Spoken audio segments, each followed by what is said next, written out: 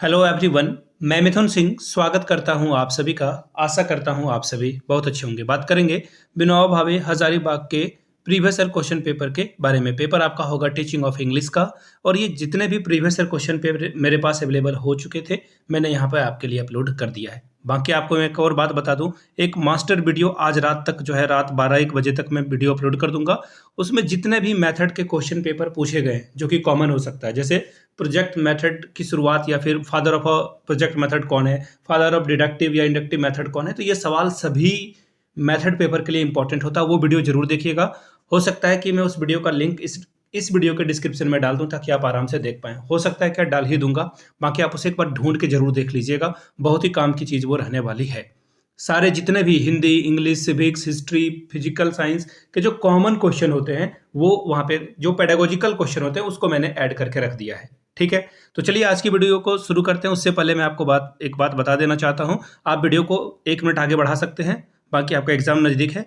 बाकी लोगों के लिए सूचना है कि अगर आपको पिछले 5 साल के क्वेश्चन पेपर चाहिए तो ये आपको 49 रुपीज़ में अवेलेबल करा दिया जाएगा। पांचों पेपर का, विनोबा भावे में 5 पेपर का एग्जाम होता है, वो आपको सारे पेपर अवेलेबल करा दिए जाएंगे। दूसरी बात, 199 रुपये में आपको ये सजेशन प्रोवाइड कर दिया जाएगा। अब ये सजेशन क्या होता है? सजेशन यानी कि वेरी वेरी इंपॉर्टेंट क्वेश्चन, ऐसे सवाल जो एग्जाम में आते हैं आपको आंसर के साथ जो है वो प्रोवाइड कर दिया जाएगा। आइदर हिंदी और इंग्लिश, जिस मीडियम में आपको चाहिए वो अवेलेबल हो जाएगा। दूसरी बात, हम लोग इसमें जो है एमसीक्यू शॉर्ट क्वेश्चन के लिए अलग से और लॉन्ग क्वेश्चन के लिए अलग से जो है आपको सजेशन प्रोवाइड करेंगे। तीन सेक्शन में क्वेश्चन आता है आपका। एक और बात जो है आपको बहुत जानने की जरूरत है वो ये है कि हम लोगों के द्वारा जो है सजेशन 4 अलग अलग मेथड से दिया जाता है। पिछले 10 साल के क्वेश्चन पेपर को हम लोग देखते हैं। इसके अलावा जो आपका विनोबा भावे का सिलेबस है उसको हम लोग सिलेबस को ध्यान में रखते हैं, लेटेस्ट एग्जाम पैटर्न को ध्यान में रखते हैं, और आखिर में हम लोग कोशिश करते हैं मेरे एक्सपीरियंस से जो चीज़ें हो सकती है वो आपको प्रोवाइड करने की कोशिश करता हूँ। मैंने खुद जो है बीएड एमएड कर रखा है, नेट एजुकेशन की मैं तैयारी कर रहा हूँ, और 2-3 सालों से जो है अलग अलग मीडियम से जो भी है तैयारियां मेरी चल रही है सजेशन देने की अलग अलग यूनिवर्सिटी में। वो आपको फायदा मिलेगा। यहाँ से मेरी ईमेल आईडी आप देख लें, yourmithunsingh@gmail.com पे आप मुझे मेल कर सकते हैं। इंस्टा पे अगर आप डू फॉलो मी @imithunsingh, बाकी आप मुझे व्हाट्सअप कर सकते हैं 7979054474 पे। तो चलिए इंग्लिश वाले मेथड पेपर को हम लोग देखेंगे एक एक करके किस तरह के सवाल यहाँ पे बने थे।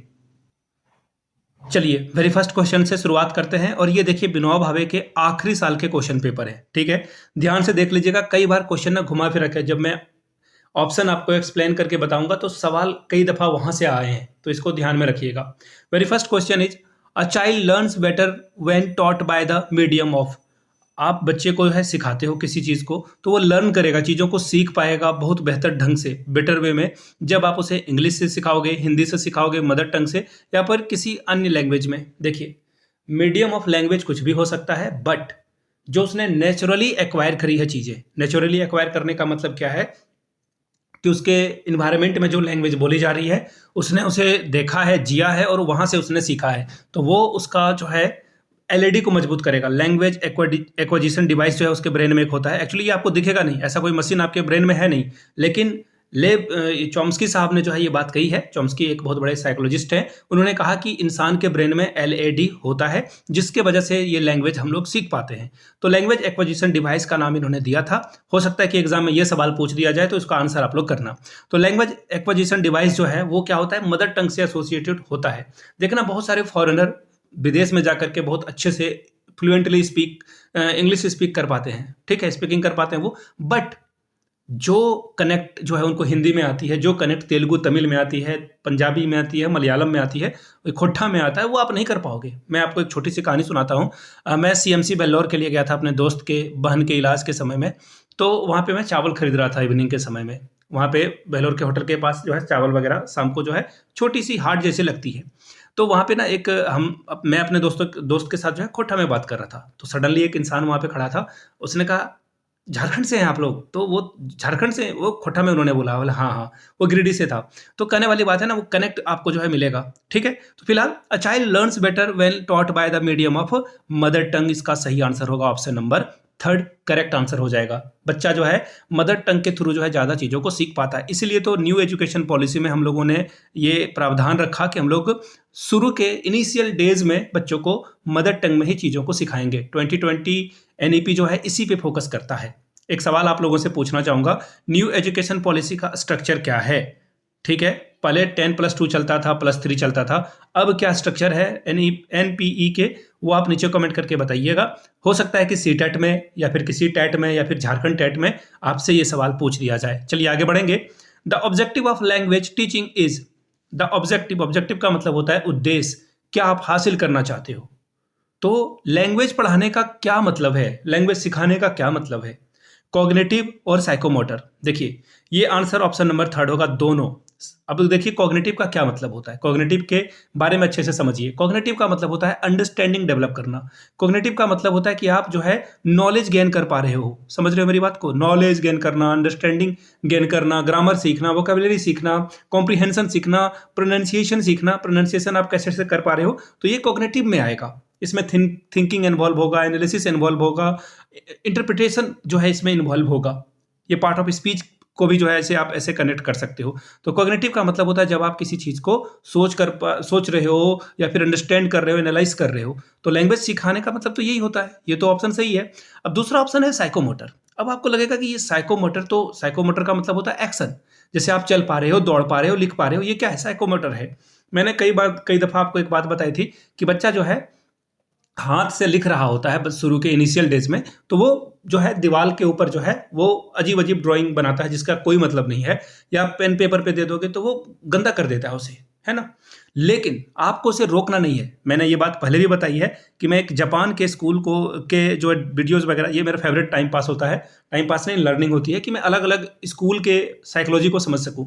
तो जापान के एक वीडियो को देख रहा था, वहाँ पे बच्चों को ना ये प्रैक्टिस कराई जाती है, एक्सरसाइज कराई जाती है कि उसका फाइन मोटर डेवलप हो। अब फाइन मोटर का मतलब क्या है, हाँ आपके हाथ की उंगलियां, आपके फिंगर्स जो हैं, ये बच्चा जो है शुरू में इनिशियल डेज में वो बच्चा जो है हर चीज़ को मुट्ठी में पकड़ने की कोशिश करता है, बिकॉज उसके फिंगर जो है एक्टिवेट नहीं होते हैं। तो बाद में वो फिंगर को एक्टिवेट करना सीखता है, तो वो फाइन मोटर स्किल है। तो अब बोलोगे कि सर ये साइकोमोटर का लैंग्वेज से क्या लेना देना है। जैसे शुरू में बच्चा जो है तुतला कर बोलता है ना, धीरे धीरे वो उसके ऊपर जो है मास्टरी हासिल कर लेता है। इसका मतलब है साइकोमोटर का क्या मतलब हुआ कि बच्चा जो है जैसे टंग को वो कैसे यूज करेगा, ये भी साइकोमोटर है। हाथ से लिख रहा है, वो भी क्या है, राइटिंग है। तो लैंग्वेज का यही तो मतलब है कि बच्चा जो है LSRW के थ्रू सीखे। पहले वो सुनेगा, है ना, फिर स्पीक करेगा, फिर रीड करेगा, फिर राइट करेगा। किसी भी लैंग्वेज को सिखाने का ये तरीका असेंडिंग ऑर्डर में है। सबसे पहले लिसनिंग, ये नहीं कि आप इसे आगे पीछे कर सकते हो। ये सवाल भी एग्जाम में आया हुआ है, आगे और भी समय में आपको ये देखने को मिलेगा। फिलहाल जो आंसर होगा ऑप्शन नंबर 3। नेक्स्ट सवाल की ओर हम लोग बढ़ेंगे। Principle of a teaching vocabulary is, बहुत ही प्यारा सा सवाल है कि वोकैबुलरी आप सिखाओगे बच्चे को तो इसका क्या प्रिंसिपल होना चाहिए। बाइलिंगुअल मेथड, बच्चे को ट्रांसलेशन करा दो, या फिर डायरेक्ट मेथड बता दो, या फिर ट्रांसलेशन मेथड बता दो, या फिर यूजेस मेथड बताओ। तो देखिए ऑप्शन 4 इसका सही जवाब होगा। थॉर्नडाइक साहब ने इसके ऊपर जो है बहुत बात करी है, एंड मैं जो है उससे पूरी तरह से एग्री हूँ। थॉर्नडाइक साहब के द्वारा जो बातें कही गई है वो बिल्कुल सही है, 100% सही है। थॉर्नडाइक साहब एक और साइंटिस्ट थे, अभी मैं उनका नाम एक्चुअली मेरे दिमाग से उतर गया है। थॉर्नडाइक ने एक बात कही थी कि बच्चे को अगर आपको लैंग्वेज सिखाना, वोकैबुलरी सिखाना है ना, वोकैब अगर सिखाना है तो आप उसे क्या करो, उसको कोशिश करो यूज करके सिखाने के लिए। जैसे सपोज कर लो कि एक ऑनेस्ट वर्ड को जो है आपको सिखाना है छोटे बच्चों को, ऑनेस्ट वर्ड के बारे में आपको जो है समझाना है बच्चे को। तो अब क्या करोगे, आप बताओगे कि ऑनेस्ट का मतलब ईमानदार होता है जो बेईमानी ना करता हो, नहीं। आप इसे जो है क्या करोगे, एक सेंटेंस में ऐसे यूज करके बता दोगे, an honest person never tell lies. Honest person, ऐसे एक्चुअली क्या है कि मैं हाथ से लिख रहा हूँ, हैंड से यूज करके लिख रहा हूँ टैब पे, और मेरी राइटिंग बहुत ही खराब हो रही है, I am sorry for that, but never, और जगह भी कम है थोड़ा सा यहाँ पे, never tells lies, never tells lies, मतलब जो एक ऑनेस्ट आदमी है वो कभी भी झूठ नहीं बोलेगा। तो ये सबसे बेहतर तरीका है जहां पर आप यूजेज मेथड के माध्यम से बच्चों को वोकैब सिखाओगे। ऑप्शन 4 इसका सही जवाब होगा। अगले सवाल की ओर हम लोग बढ़ेंगे। Proper punctuation is the convention for, देखिए पंचुएशन का क्या मतलब होता है पहले ये समझ लें।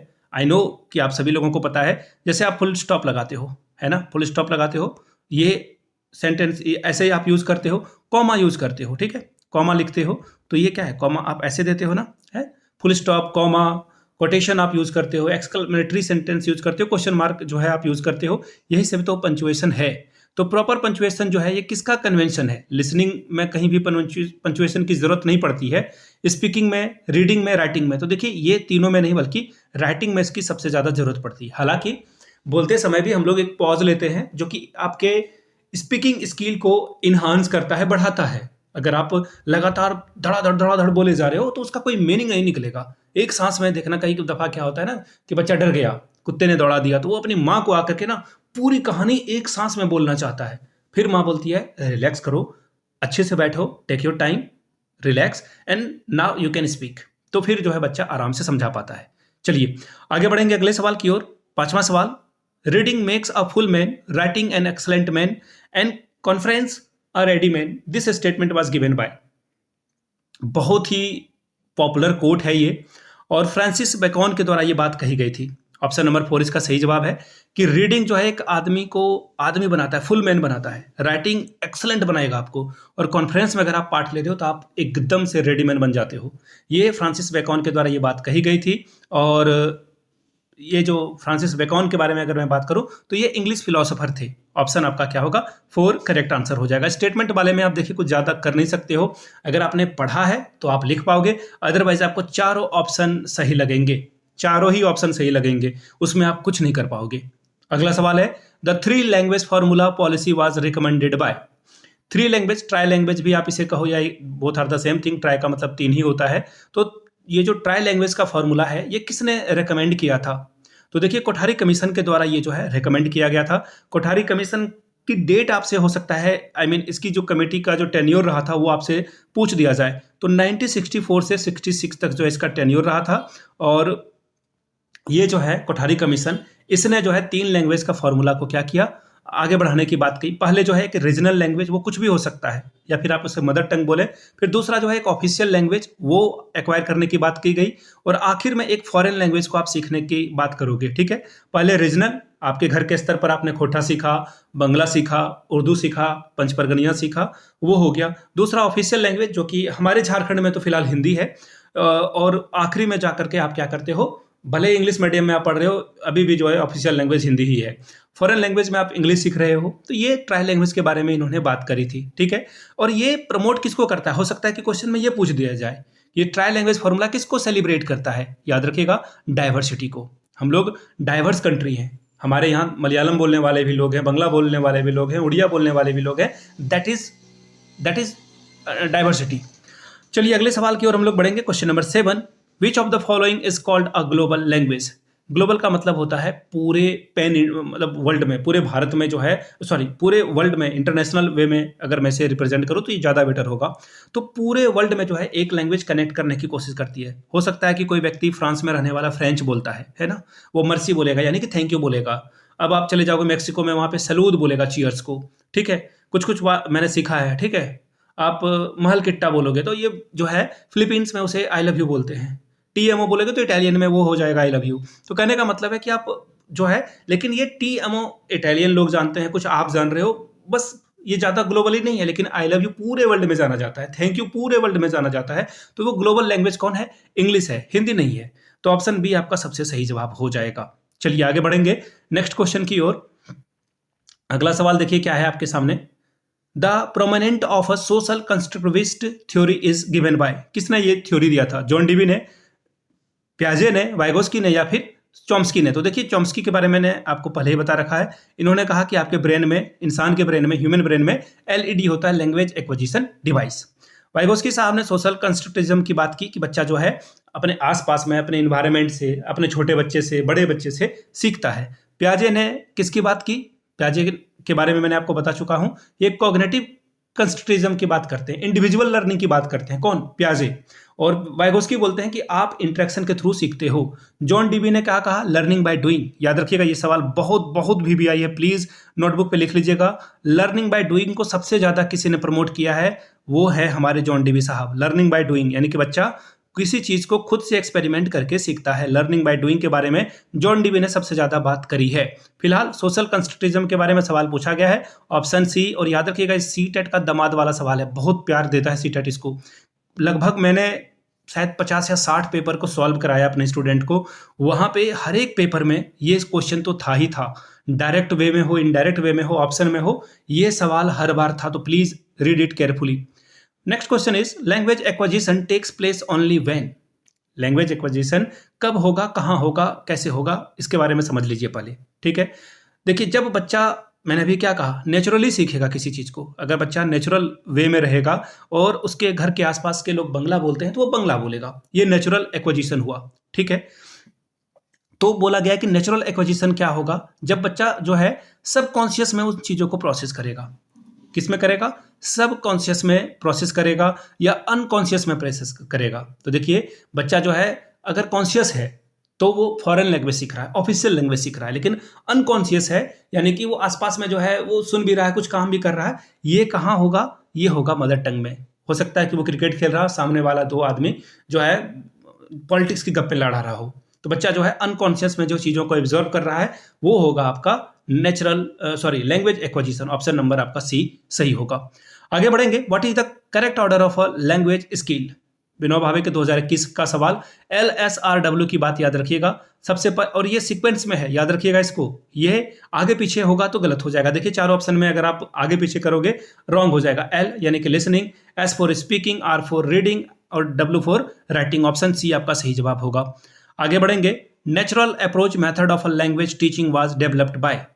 देखिए इतना वीवीआई है कि मैं इसके बारे में क्या ही कहूँ, ये बहुत वीवीआई सवाल है। इसका आंसर देखिए, Stephen Krashen and Tracy Terrell के द्वारा ये बात कही गई थी।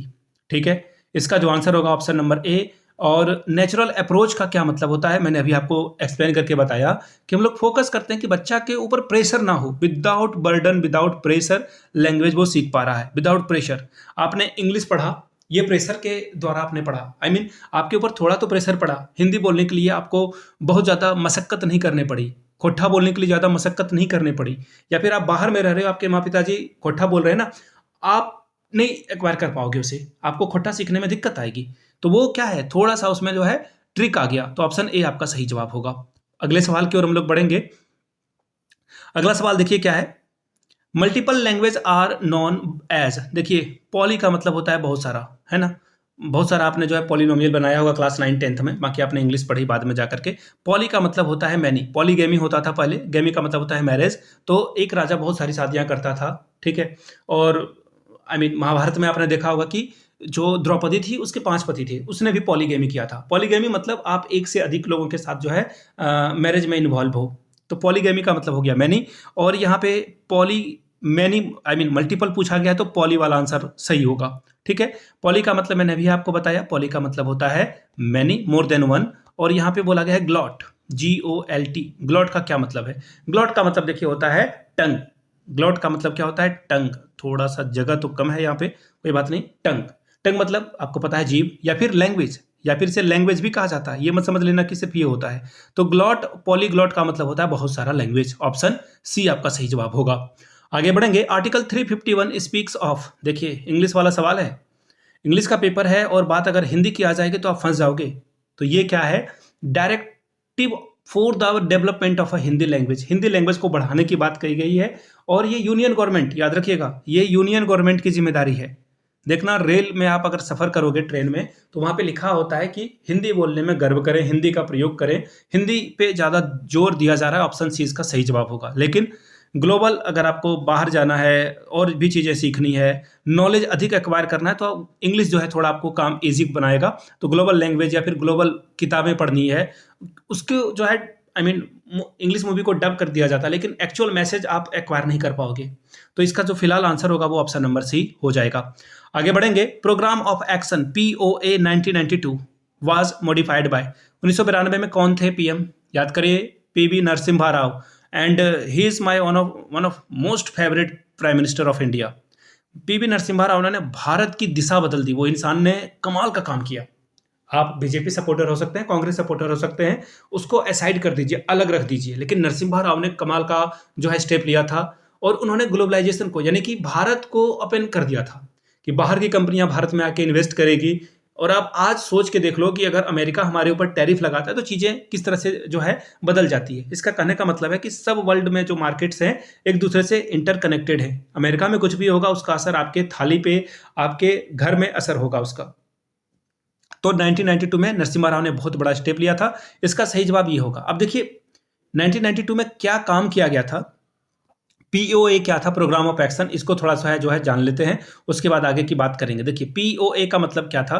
देखिए POA जो है आचार्य रामामूर्ति कमेटी के द्वारा ये बनाया गया। एक और सवाल मैं आप लोगों से कर लेता हूं, कमेटी के स्पेलिंग आप लोग नीचे कमेंट करिएगा तो जरा, हो सकता है कि एग्जाम में आ जाए। ठीक है, कमेटी के स्पेलिंग आप नीचे कमेंट करेंगे। कुछ और सवाल पूछ लेता हूं मैं, डायरिया और कमेटी दोनों का स्पेलिंग आप लोग नीचे लिखेंगे। ठीक है, पहला सवाल आपके लिए होमवर्क आपको दे रहा हूं। दूसरा सवाल, एलिफेंट इन द रूम, इसका क्या मीनिंग होगा वो बता दें आप। Let cat out of the box, इसका क्या मतलब होगा वो आप बता देंगे। ठीक है, शोल्डर ऑन चिप, इसका क्या मतलब होगा नीचे कमेंट करके आप लोग बताइएगा। ये सब ईडियम्स हैं, कई दफ़ा सिद्धू कानू में तो ईडियम पूछ देते हैं, पूछ दिया जाता है। आपके यहाँ पूछा जाएगा विनोबा भावे में कि नहीं पता नहीं, लेकिन याद करना चाहिए आपको, since you are English student मतलब इंग्लिश पढ़ने वाले लोग हो तो आपको पता होना चाहिए। फिलहाल हम लोग आगे बढ़ेंगे अगले सवाल की ओर। John Dewey was known for, John Dewey जो है किसके लिए जाने जाते थे? तो देखिए, जॉन डीवी जो है लर्निंग बाय डूइंग यानी कि प्रेगमेटिस्ट थे ये। ठीक है, प्रेगमेटिज्म में ये बिलीव करते थे, प्रेगमेटिज्म। और ये अमेरिकन थे, याद रखिएगा, ये यूएस सिटीजन थे, अमेरिका के रहने वाले थे ये।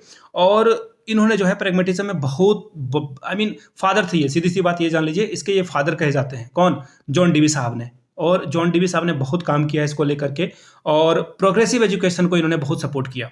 प्रोग्रेसिव एजुकेशन को इन्होंने काफ़ी जो है सपोर्ट किया था। आगे बढ़ेंगे, language is the means of, language is the means of क्या है? वर्बल इंटरेक्शन हो, कम्युनिकेशन हो, एक्सप्रेशन हो। बिल्कुल, जब भी दिखे ऑल ऑफ दिस हमेशा इसे टिक करना। मैंने बार बार कहा है कि 99% चांसेस होते हैं ऑल ऑफ दिस वाले आंसर सही हो, तो यह आपका आंसर ऑप्शन डी क्या होगा? सही होगा। वर्बल इंटरेक्शन भी होता है, कम्युनिकेशन भी होता है, एक्सप्रेशन भी आपका होता है।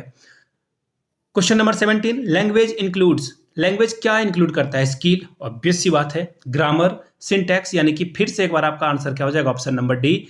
लैंग्वेज हर चीज को प्रमोट करता है, ऑप्शन डी आपका सही होगा। ठीक है, इसको ध्यान में रखिएगा। स्किल, जैसे कि आप LSRW, स्किल का यही तो मतलब हुआ। आप पहले सुन रहे हो, बोल रहे हो, लिख रहे हो, पढ़ रहे हो, तो ये सब क्या है? एक स्किल ही आप एक्वायर कर पा रहे हो। चलिए आगे बढ़ेंगे अगले सवाल की ओर। A child learns better when taught by medium of, देखिए ये क्वेश्चन शायद रिपीट हुआ था, if my memory is good, तो आप बताना। ये सवाल रिपीट हो गया है कि बच्चे कब सीखते हैं बेटर वे में? जब उसे क्या पढ़ाई जाए? मदर टंग या फिर रीजनल लैंग्वेज, याद रखिएगा RL, रीजनल लैंग्वेज या फिर मदर टंग पढ़ाई जाए। ठीक है, आगे बढ़ेंगे क्वेश्चन नंबर 19 की ओर। द इवोल्यूशन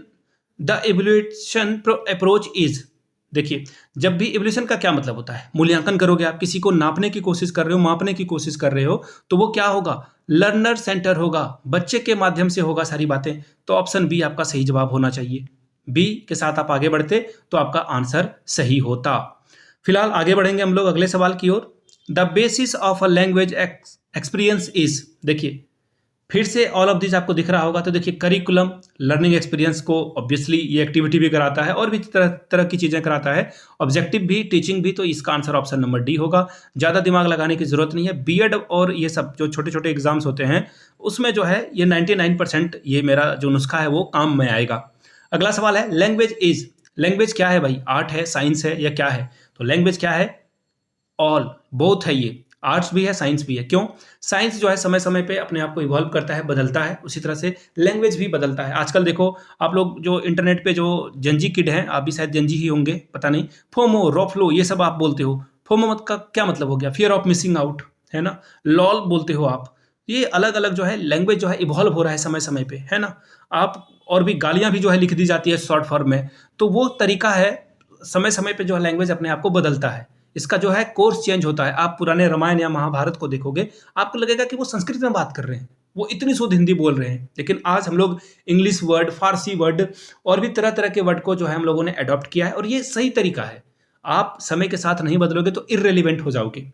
अगला सवाल है, the nature of language depends on, language जो है किसी भी का वो किस पे डिपेंड करता है? ऑब्वियस सी बात है कि वो ज्योग्राफिकल फैक्टर पे करेगा ही करेगा। अगर कोई हरियाणा में पैदा हुआ है तो हरियाणवी बोलना उसके लिए बहुत ईजी होगा। बिहार में पैदा होगा तो मैथिली, मगही बोलेगा, भोजपुरी बोलेगा, हिंदी बोलेगा। तो ये तो सही बात है। सोशल कंडीशन, ऑब्वियस सी बात है, आसपास के लोग, अगर सारे लोग तमिल बोल रहे हैं तो आप तमिल के 2-4 वर्ड जो है सीख लोगे। ठीक है, तमिल में, तेलुगु में, तमिल में तो शायद तमिल और मलयालम में दोनों में वनकम बोला जाता है नमस्कार को, और ये जो चौपाटी बोला जाता है शायद चलो तेलुगु में, मेरे एक दोस्त ने सिखाया था, बस इतना ही सीख पाया मैं उससे। तो सोशल कंडीशन तो है ही और कल्चर फैक्टर भी है, तो ऑल ऑफ दिस फिर से एक बार इसका सही आंसर हो जाएगा। आगे बढ़ेंगे नेक्स्ट क्वेश्चन की ओर। The national education policy advocate the use of. National education policy किसके बारे में बात करता है? एक लैंग्वेज के बारे में, टू लैंग्वेज, थ्री लैंग्वेज के बारे में। आपने पढ़ा ना, कोठारी कमीशन 4 से लेकर के 86 के दौरान जो है कोठारी साहब ने जो है इस पे बात की थी, ट्राई लैंग्वेज फार्मूला की बात की गई थी, जिसमें पहला लैंग्वेज आपका रीजनल या फिर आप उसे मदर टंग बोलो, दूसरा क्या है ऑफिशियल लैंग्वेज, और अगला जो लैंग्वेज है वो आखिरी वाला वो क्या है फॉरेन लैंग्वेज आपका होना चाहिए। ये 3 बातें इन्होंने कही थी। आगे बढ़ेंगे। Grammar teaching includes. Grammar teaching जो है क्या इंक्लूड करता है? प्रिंसिपल को, रूल को, या फिर दोनों को? तो ऑप्शन नंबर 3 आपका क्या होगा? सही हो जाएगा। दोनों के बारे में ये बात करता है। आगे बढ़ेंगे। Question number 25। Pedagogy means. Pedagogy का क्या मतलब है? ये आर्ट है, साइंस है, या फिर बोथ है? तो इसका आंसर हो जाएगा ऑप्शन नंबर 3, ये दोनों है। अब देखिए मैं 2-3 बातें आपको बताना चाहता हूं। सबसे पहली बात, एक मास्टर वीडियो आज रात या फिर कल तक आपको मिलेगी, उस वीडियो को जरूर देखिएगा।